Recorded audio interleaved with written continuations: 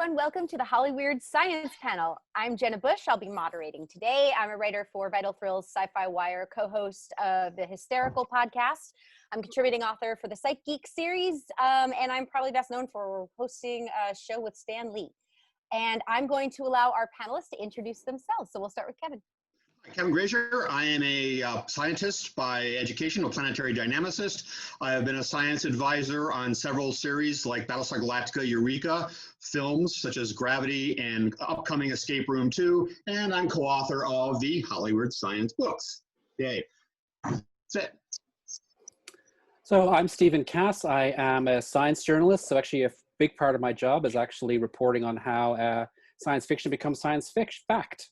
On a regular basis. I'm also, along with Kevin, co-author of the first two Hollyweird Science books, and I've also edited a few science fiction anthologies. Cool. Hey, what's up, everyone? Deric Hughes here. I'm a writer-producer, written on such shows as Warehouse 13, Arrow, Flash, a bunch of other stuff, Legacies, most recently, and just happy to be here. Hi. I'm Helen Stringer. I'm the author of Spellbinder and Paradigm and former development exec. Formerly Los Angeles and now back in the UK where it's raining. The timing is everything. Hi, I'm Ashley Miller. I'm a writer. I work in features, television. I co-wrote Thor and X-Men First Class. And TV, I've worked on Terminator, the Sarah Connor Chronicles. I've worked on Fringe, Black Sails. I've worked on Lore. And I co-wrote a young adult novel called Colin Fisher. And I'm the Admiral Stockdale. Who am I and why am I here? I don't know. I'm Nicole Perlman. I am a writer-producer, have worked mostly in features up to this point. I was one of the writers on Captain Marvel and Guardians of the Galaxy, Detective Pikachu, and I wrote a short comic arc for Gamora from Marvel Comics. And yeah, I have a bunch of movies that we're producing in the works as well. So, and I'm very involved in the science and entertainment exchange in LA, which is about bringing scientists and filmmakers and TV creators together to bring more science into entertainment. Hi, I'm Jessica Cail. I'm a professor and a psychopharmacologist, and I am a consultant with the Science Exchange. And I've consulted on shows, a lot of Marvel shows, Agents of S.H.I.E.L.D, Iron Fist, Luke Cage, and a number of features and television shows. Nice. Okay, so I'm going to jump in with our first question. Screenwriting might be considered a purely creative act by people who don't write, but there are a lot of rules and a lot of structure. So can you guys talk about the discipline and the structure that's inherent in writing? And everybody, of course, can answer this. It's harder than it looks to make something like that feel satisfying.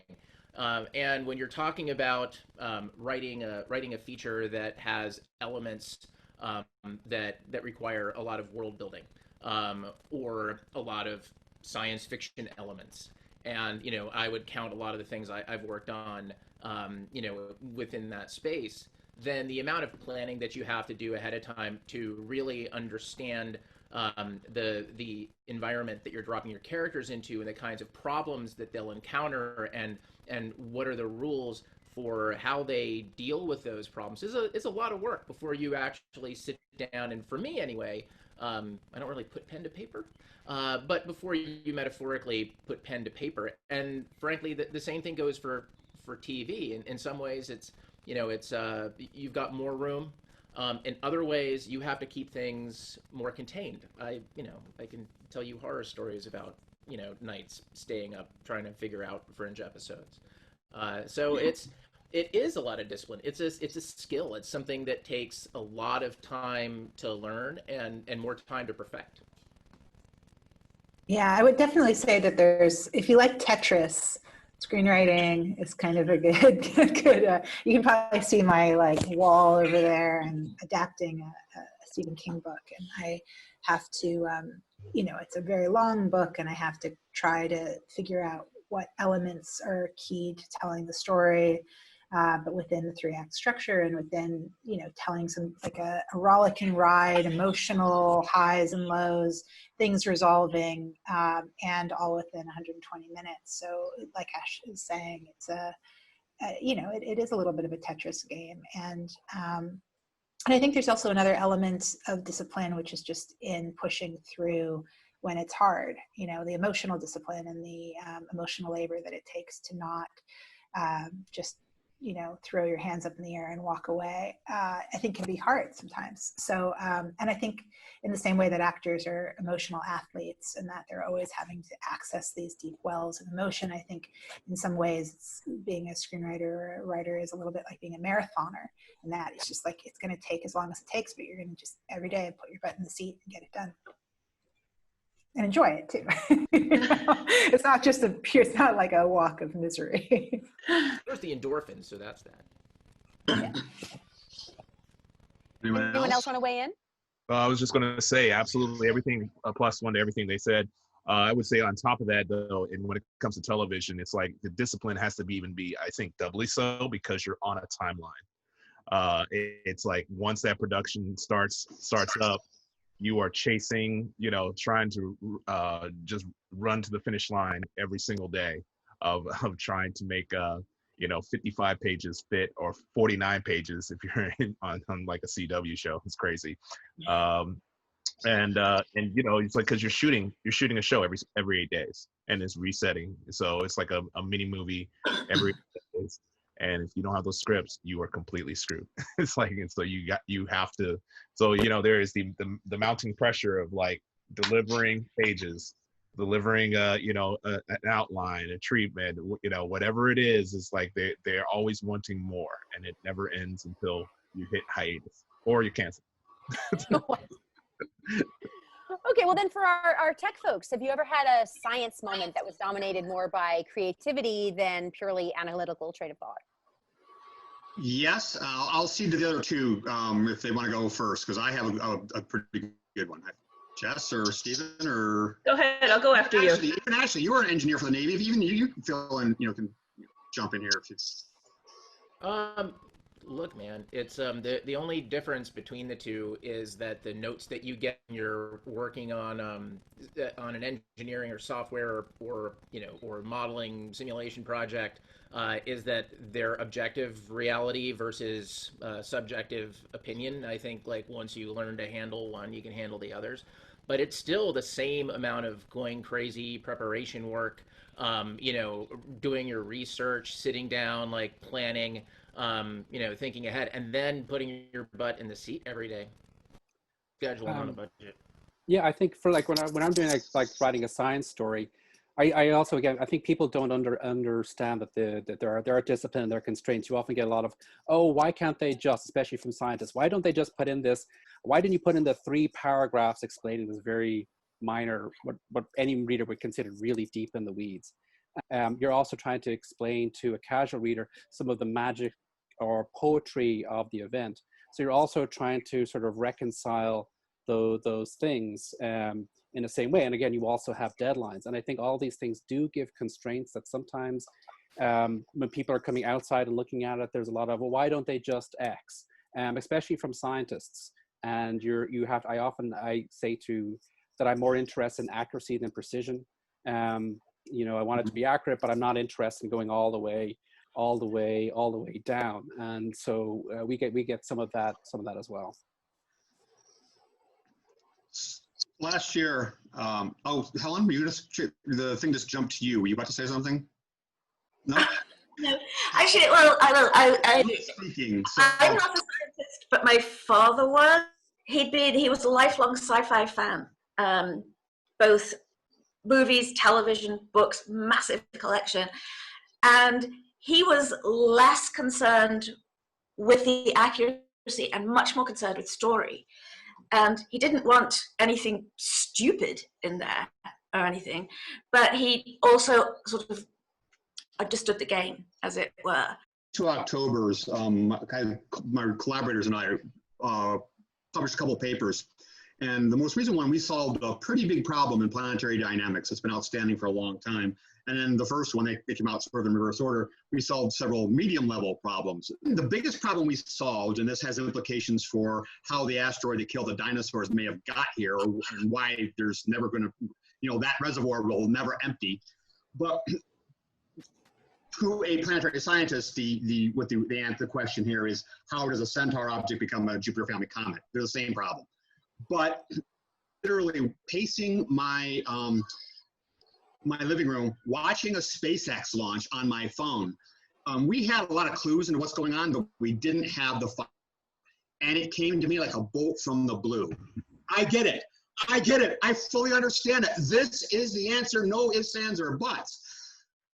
Now, try publishing that. Try saying it hit me like a bolt from the blue.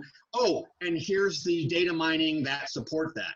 So we end up to get it published just for credibility's sake. I can't say that this was a creative act, that it came from the depths of my psyche and I got it and it works. No, it has to be, we mined this, here are results, and the conclusion is obvious, because afterwards we did do the mining and, fingers crossed, it supported exactly what just popped into my head. So there's a belief that there's a dichotomy for sciences, that it's fully analytic, whereas there was a wholly creative moment and we solved a big problem. So would you guys consider creativity a trait or a habit? Because I know there's always a lot of debate about whether that's nature versus nurture, if it's something you can cultivate yourself. What do you guys think? Both. I think it's both.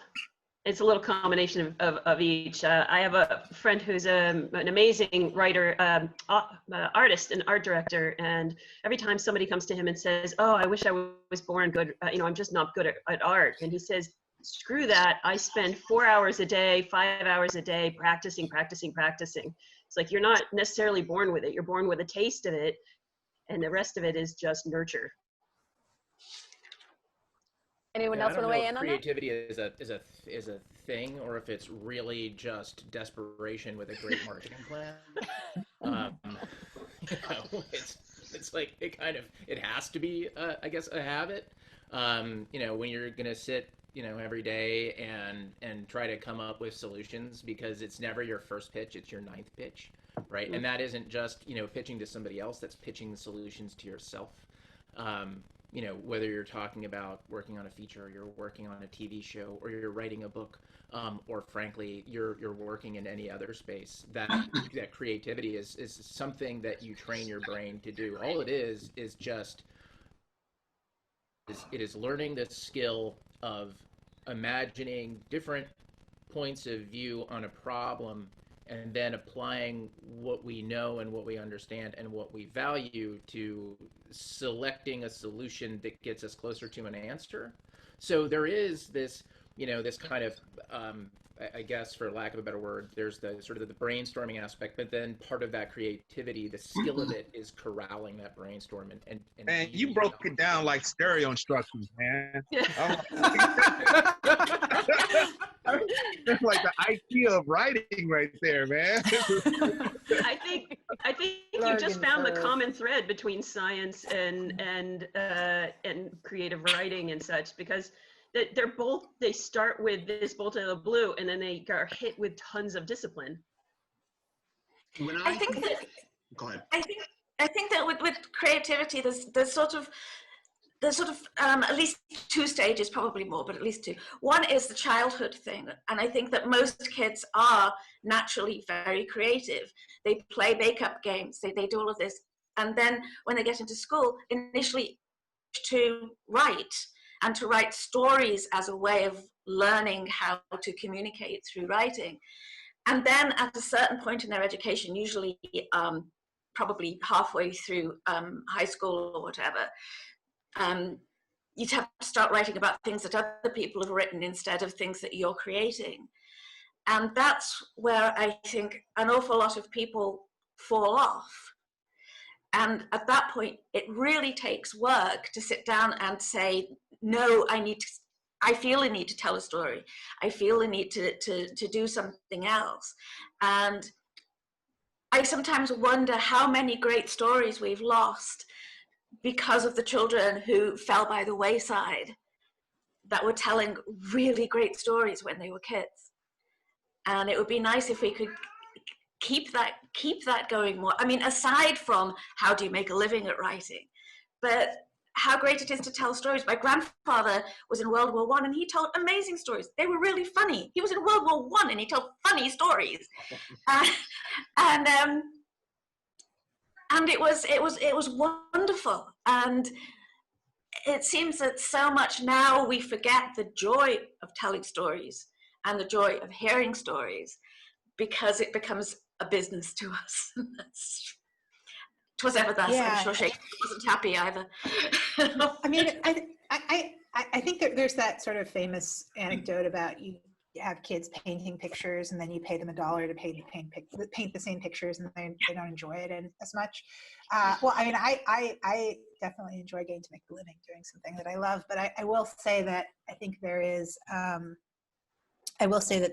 a privilege that comes with being able to have creativity in a sense, not just like you're born with it or you're not, which I don't necessarily agree with. I think a lot of it is, you know, I came from a stable home that allowed me a lot of time to daydream. I didn't have to worry about where my next meal was coming from or any sort of domestic violence. And so I had a lot of daydreaming, and I had a lot of the ability to you know, my parents were very encouraging of me being a writer. They're like football parents, but instead of being like, you're going to play football, they're like, you're going to be a writer. Because my dad wanted to be a writer and he wasn't allowed to be. And so anyway, the point is that I think being creative, a lot of it is nurture. I think a lot of it is having the space to daydream and having the encouragement to water those seeds. And even now, I feel like so much of my own creativity is about, you know, feeding the till, and that I expose myself to art, music, and other writing and other great movies. And then I just sort of let it percolate in the back and things pop up. So I think that's a big part of the creative process too. Mm-hmm. When I teach a class, and it doesn't matter if it's astronomy or it's an introductory computer class at West Point, I do tell the students that, you know, I know you think it's whatever, mamby-pamby, this thing, and you want to be engineers. Okay, listen to me on this. There is a 37-minute video, I think it's still on YouTube, by John Cleese of Monty Python fame, where he talks about creativity, and his conversations with a psychologist who studied creativity. And he said he came away with two things from this. He said, the most important thing is understanding you have two modes. You basically have play mode and you have get stuff done mode. Now, play mode means you've given yourself permission to daydream, like Nicole said, to just sit there and think weird stuff and maybe write it down, maybe not. Sometimes play mode comes in the first 2 minutes. And sometimes you come your best ideas when you're falling asleep or just waking up. The thing is, get stuff done mode, you can't go into play mode. Get stuff done is when you're tired, you got too much to do, you're stressed. You can sit down and you can type notes, you can just get things accomplished. It may not be the best thing you've ever written, but it's that, you know, kind of filler stuff between your moments in your script or whatever. In my case, yesterday it was transcribing notes from a book. So an important thing I also said is, you can be in play mode and go to get stuff done mode. You can't do the reverse. It's really hard. So I have my students watch that and try to apply that, because you can apply that to writing code or writing a screenplay. So and that argues in nature of nurture, by the way. So the way I think about that, I agree. There are these two components, and in many ways, so I write for this magazine called IEEE Spectrum, which is, I like to say, the best magazine you've never heard of. So it's this pretty, you know, it's a magazine mainly for engineers and so on. But my magazine exists in order to provide serendipity, and so we often talk about, you know, engineering creativity, both ourselves as journalists and then our readers who are often engineers or other technologists.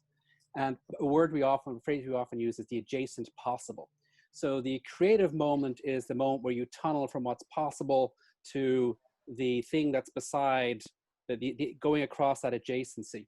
But the bigger you make your surface area of the possible, the more things you know about, the more connections you feed, the more things that are not directly related to your job. And my magazine, if you're like interested in building wireless phones, you actually read the very specialist literature. We're intended for the guy who's maybe a nuclear engineer and is reading a piece about software phones and maybe has some idea, sparks in mind. But the bigger you make the possible, the more you're creating that surface area for that flash of genius, that flash of insight, that flash of creativity, when you tunnel into the adjacent possible.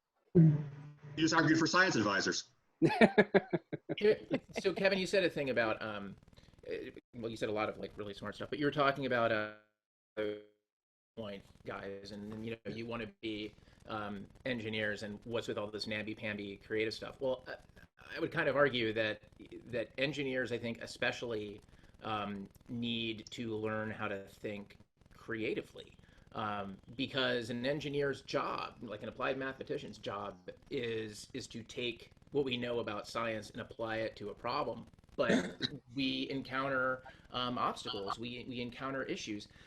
When I was a lad working in my previous life, I was building a very complicated mathematical model for an organization in DC, and did it first to try to model this incredibly complex nonlinear space with just, you know, one expression, essentially, just one model that kind of captured everything and kind of captured all of that data. And I did lots and lots of thinking and planning. And every time I, you know, hit run on the model, it just froze up. It wouldn't go.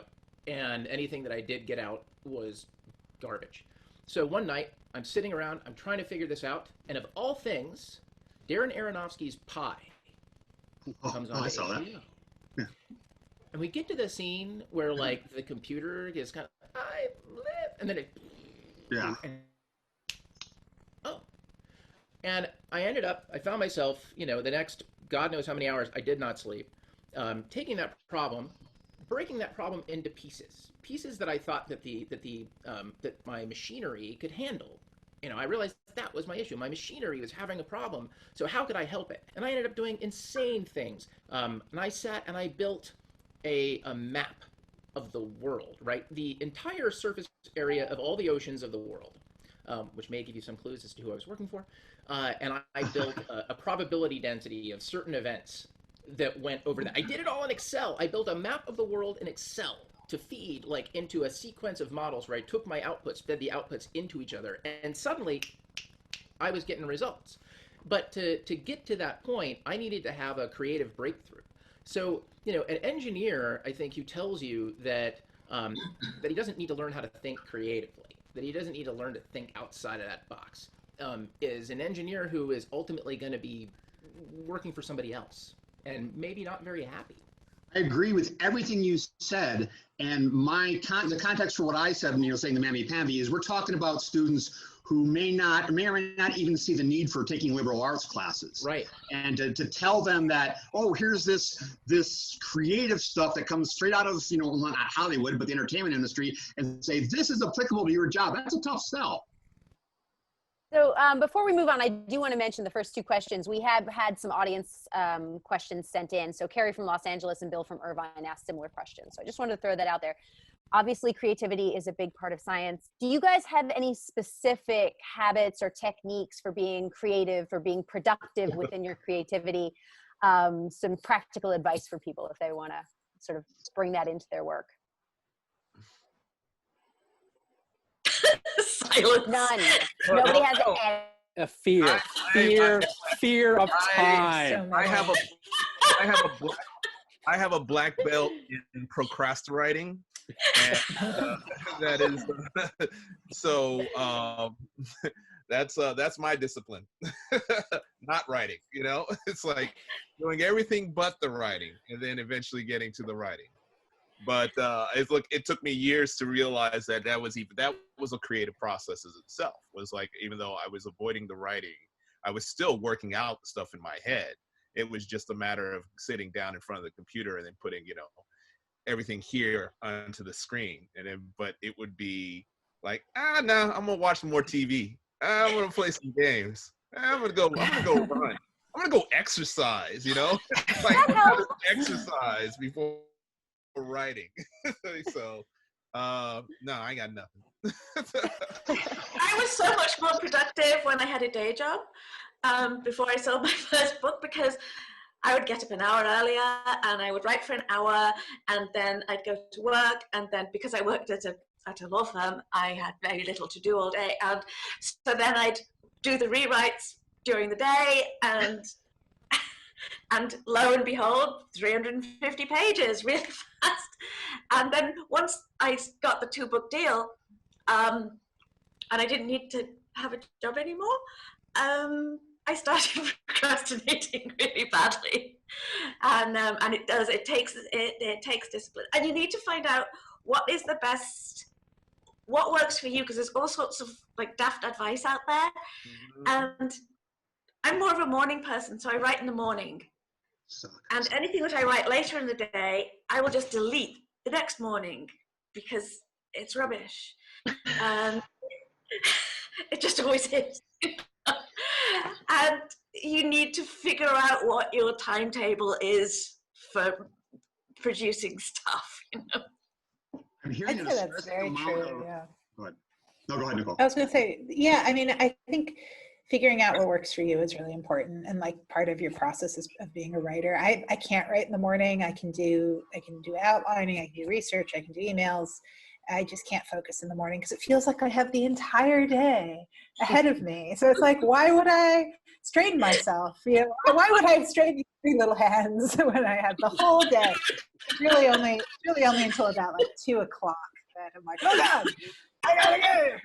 And then I start working. But for me, time management is a really big part of anxiety management, and that's a huge part of my process. Is you know, I've shared some of my tips with screenwriters, and like Michael Arndt was like, that's a great idea, I love that. And Scott Frank's like, I would kill myself if I lived in your head. So like both like 2 amazing screenwriters, and they both have completely opposite reactions to what I told them I do when I do rewrites, which is like a color coding system to just basically help me figure out how long something's going to take me, how much emotional effort it's going to take, so I can figure out whether I am actually staying on track to get my work done on time and giving myself enough leeway.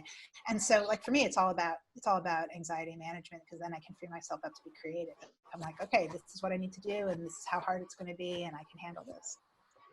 I'm glad you said that. Prior to that, I was hearing a distressing amount of I need a creative gun to my head. I've heard a lot of people talking about the percolation period, and it seems to be a commonality between the scientists and the writers in here, that everybody needs a little bit of time to percolate. When I get a consult from the Science Exchange, I usually ask what the timeline is, and then I ask if I can have at least 1 day, because my best ideas and solutions to whatever creative problem they have that they need me to solve scientifically come when I'm inevitably brushing my teeth, taking a shower, you know, doing those mundane things, doing the dishes, making coffee. So I need at least, you know, a 24-hour period to just let my ideas percolate. And usually while I'm brushing my teeth, it'll be like, oh, I got this. This last season, I've been consulting with the Exchange for quite a while, but this last season I had my most unusual and most creative consult. I usually get sci-fi stuff, I usually get Marvel, I get super soldier stuff, I get stuff like that. But this time it was a show called Claws, which is about a nail salon in Florida where a bunch of women get sort of fall into the drug trafficking trade in this crazy scenario in Florida. And they needed me, I got permission to talk about this yesterday. They needed to come up with some sort of meth delivery system that could be delivered through a perfectly innocent manicure, so that they could look like they were doing manicures, but they were actually selling drugs through this. So I needed a couple days to percolate that one to see how I could solve that. But that percolation period is really important, I think. It was also important for being a master criminal. So that's that's a commonality. We were all this close. So are. I think my children definitely are. I'm slightly different. I mean, I definitely need percolation time, except that here's what I found, because I, like Deric, I engage in a lot of procrastinating. I also do a lot of pitchcrastinating. Sometimes I sit around and think of ways to take the word procrastinating and make it sound like work. That's one of my habits. But for me, I have learned that I need habits, right? Even though my habits can be scary. Because I have babies, I wake up every morning at 4:30. I start my day, I have my coffee, I make my list of crap I need to do. I start going through that, right? It's like I have a couple of different projects. My percolation time is time spent working on something else.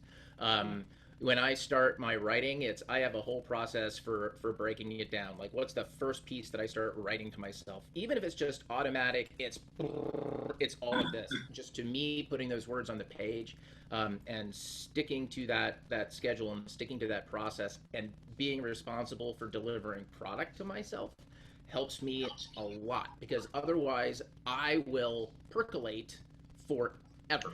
I will never stop percolating. I am the coffee that never pours. So, a discipline habit is just, it's my jam. I could not function without it. And like Nicole, a lot of that is anxiety management. I would have crushing anxiety if I didn't feel that I had a modicum of control over my own relationship with my work.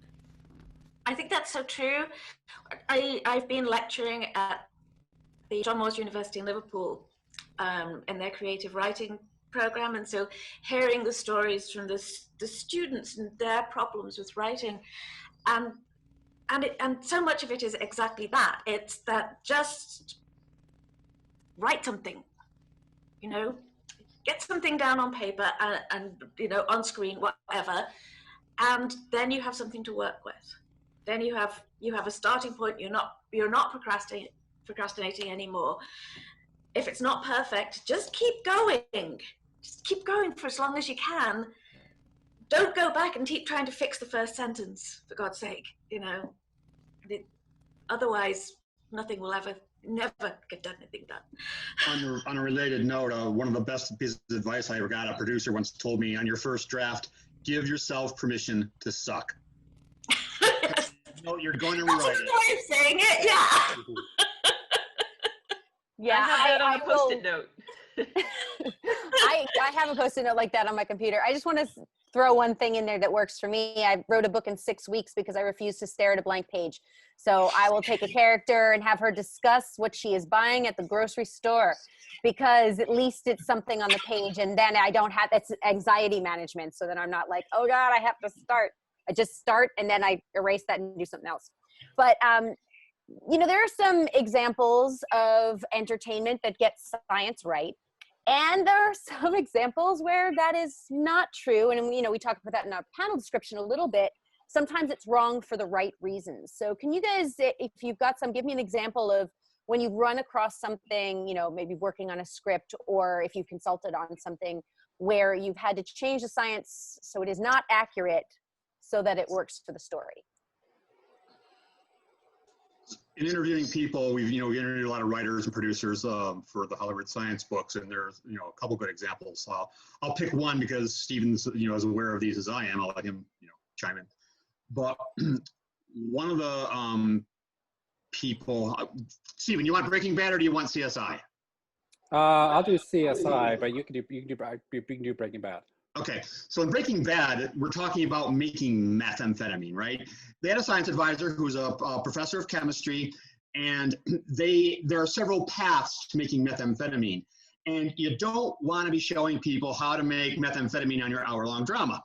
So what they did is they would take one piece of the process from one process and another, put them on, say, a board or a whiteboard or something, or in their conversation, they would talk about different types of processes. So you could never start with and listen to what they were saying on the screen and end up with a finished product. I mean, you could, but it wouldn't be methamphetamine. So they literally... I really wish you would have said something earlier, because what do you think I've been doing during this? I've been Procrastinating with that? side business of selling, making meth, but it never seemed to work because I was just thinking about the show. Think how much easier the withdrawal will go. Okay, Stephen, you're up. So the main thing, for instance, that it's classic in all of these forensic shows is that they cheat two things. They cheat budget and time. because the reality of many police investigations is we went to the crime scene.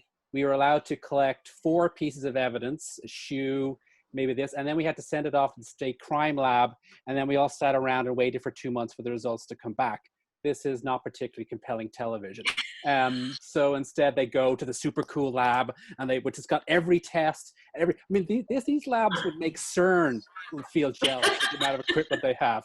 And they go and they get everything, and they put in the machine, and they basically have a quick coffee and maybe a flirt, and then bing, the results come up. So, but that's a cheat, because the reality is just not filmable.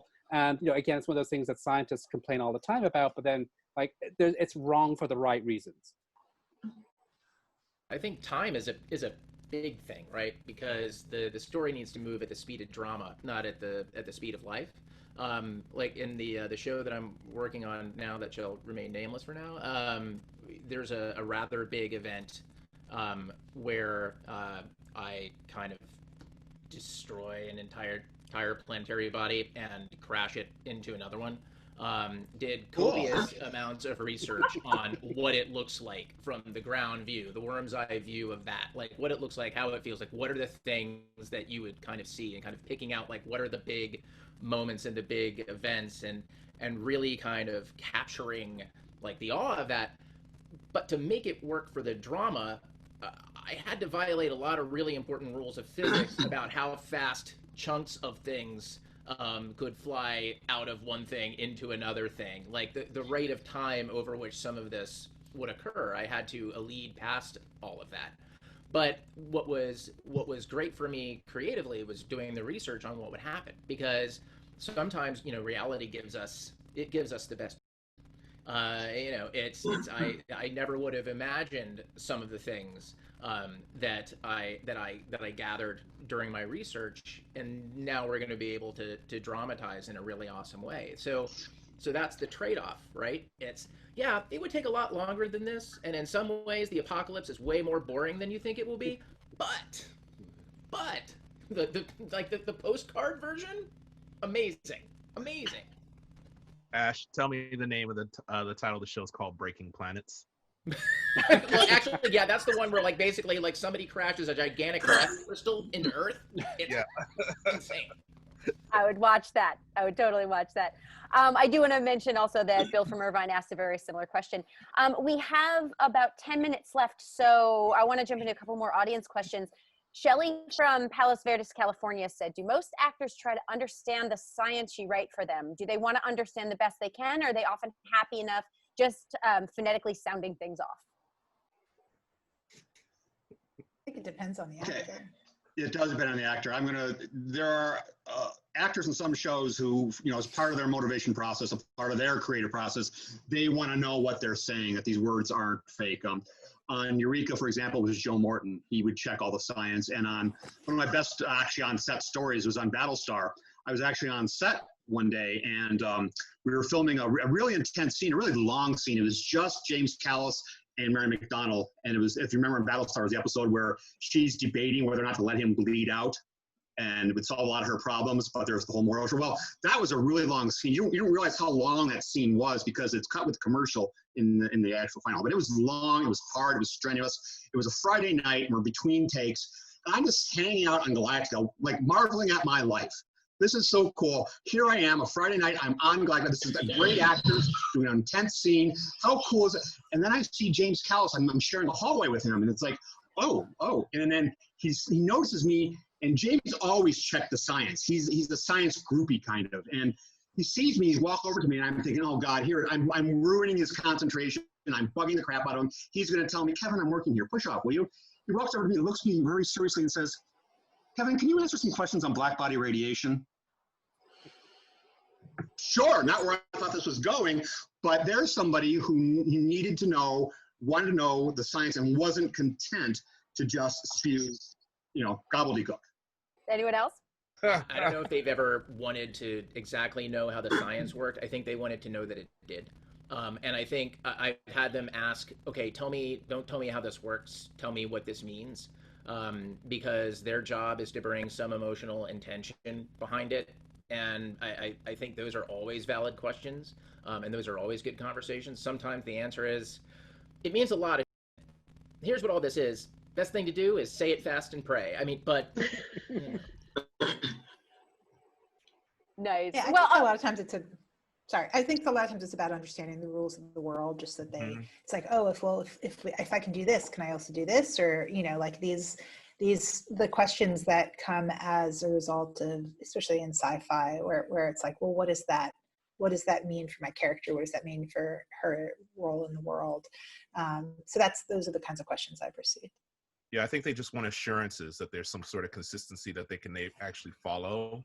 And because they are very invested in their character and wanting to know their character's emotional journey and like where they're going, you know, everything else they can care less about. And it's like a lot of times, you know, when you do get to the science, sometimes you just go wibbly wobbly, timey wimey, right? It's like, and I, you know, don't care about how it works. It just works, you know, and just trust us that it works. And if you get that assurance, like, okay, then they'll say it. You know, a lot of times if it is the techno babble, then sometimes they might have questions like, really, do I really have to say this word? And it's like, yes, you do. You do. It's very important. You know, and then other times it's like, well, yeah, you don't really need to say it, but it makes you sound smart and cool. So, you know, if you don't want to sound smart and cool, then I don't know, you know, maybe we'll come up with something else. No, that works. You know, so. Yeah, it depends on also the type of relationship you have with an actor and stuff like that. So it's like some are very invested and others not so much. They just say the words and they just, you know, move on. And I will say though, it is definitely, you know, 9 times out of 10, it's like if the more complex something is, the more resistance they are to actually wanting to sort of like engage in that way, because then they're in their head and they're trying to figure out that in math, as well as trying to deliver the lines and trying to give an emotional performance. And so the last thing they want to do is try to get lost in all that. Well, this is, we have about 5 minutes, so I definitely want to get this one in. Sharky on Facebook asked, do you, the panel, feel that scientists in the Hollywood community feel a responsibility to show the public how sciences are needed and how they should be accepted? And I just want to add to that a responsibility to show women, people of all genders, people of all colors as scientists as well. Yes, absolutely.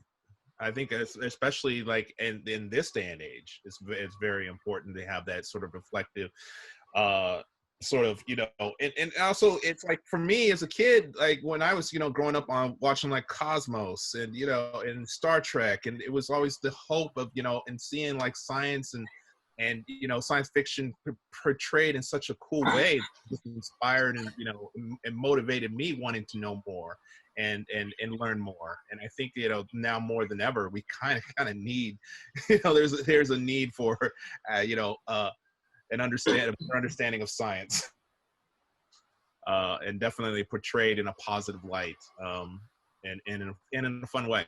So yes to that question. So.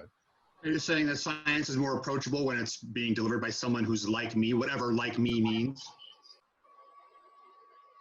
I don't know. I mean, I think it's like, as long as it's accessible. I wouldn't say approachable. I would say accessible. All right. I say that, I mean, I think representation matters on screen. I think that there have been countless studies that show that a lot of the reason that women don't go into science fields is because it's perceived as a lonely field or non-social field for lonely white men, white straight men, you know. And it's like, and I think that that is obviously not true. I think science is very collaborative. I think it's diverse. Like everything, it should be more diverse. And I think showing lots of different people who are the reality of what's going on out there will first of all lead to better stories being told and more interesting stories, but also help people see that this is something that belongs to them. Science belongs to everybody, and the more that we can show that on screen, it actually has a massive impact. And just, I think science being shown on screen as interesting and cool and accessible has a big impact. You know, I did a panel a couple years ago where a scientist in the audience raised a hand saying, like, I really hate it when, you know, I'm a geneticist and I really hate it when they get science wrong in movies. And I hated watching Jurassic Park and seeing all the BS science about the mosquito and the amber. And another woman stood up and started arguing with her. And she's like, I became a geneticist because of Jurassic Park. That's what made me go out and be a geneticist. And so she's like, I think people can handle a little movie magic if it inspires them to get involved. And so I thought that was pretty cool. Well, anyone else? Well, I think it applies to in so many areas besides science. I write science fiction, but I also write sort of grounded fantasy. We're not talking Lord of the Rings here or anything. But I use a lot of history and I use the science, and I go to great lengths to get the science right when I'm doing that within the telling of the story. You know, there's the point at which you have to go off, but as much as I can, I try to have that right. And when I'm writing the middle grade stuff, which has a lot of history in it, I really try to get that right as well, so that's a core that if somebody goes and looks that up or thinks, oh, that's interesting, was that a load of crap? Well, no, it wasn't actually. And the same with the science fiction is that true? Look it up. Yes, it is. Now you can go on and find something else out. And I think that's a certain responsibility, particularly if you're working on things that are aimed at younger people. I think the only thing I'd have to add to all that is that, you know, having, you know, worked on Fringe, right? The portrayal of scientists. I mean, look, obviously that shows a very special case, right? We're not doing a goddamn documentary, but not by any stretch of the imagination. But I think it is important that scientists in movies, in television, whatever, that we portray them first and foremost as human beings who are flawed, who can become obsessed with answers, who make mistakes, who get into conflict with one another, who can be wrong, who sometimes cannot admit when they're wrong or do not realize it, but come to that realization, like any other hero. Like they're living in their space, and they are searching for some answer. They're searching for some solution to whatever it is that's in front of them. You couldn't tell, you know, the story. I mean, it's the light bulb thing, right? You couldn't tell the story of Thomas Edison inventing the light bulb if the entire story is one day Thomas Edison invented a light bulb. That's not a story. Thomas Edison trying to invent a light bulb, failing 1,000 times before he makes one, is a story. You know, all of the stuff surrounding him, you know, his relationships, what a bastard he was, like, that's a story. And I think it is important to show that humanity when dramatizing a scientist, so that we're not just sort of presenting them as priests with answers. Okay, so before we wrap, everybody let us know where we can find you online. I'm at Kevin Grazier, all lowercase, one word, on Twitter. I'm kind of boring on Twitter. You can also find me on Facebook, and we have a Hollyweird Science page on Facebook as well. And you can find me at Twitter at Stephen Cass, and then from there, you can find me on the IEEE Spectrum website. Deric Hughes at dblackanese on Twitter and IG. And I also forgot to give a shout out because I'm also on the Science and Entertainment Exchange Committee. So, yeah, yay science. I'm on Facebook at Helen Stringer, and also have a book page on Facebook. I would recommend using the Helen Stringer one because I don't visit the book page very often. I'm also on Twitter, but like Kevin, I don't spend much time there. I'm Ashley Miller at Ashmaster0. Spell all of it.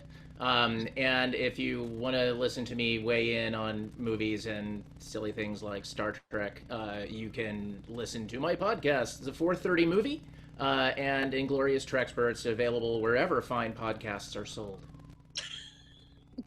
I am Uncanny Girl on Twitter, and yeah, I don't really do Facebook or Instagram publicly. I just keep my friends and family on that, but you can find me at Uncanny Girl on Twitter. I'm really great with the social media. I'm Dr. Jess at Dr. Jess Cail on Twitter, and the same on Instagram, and otherwise jesscail.com. Cool. And I'm at Jenna Busch everywhere, B-U-S-C-H, like the beer, not the president. And my podcast is Hysterical Pod everywhere, H-I-S, like history. Okay. And on that note, thank you guys so much for watching, and stay safe out there. Bye. Ah, Bye. so funny that everybody waits.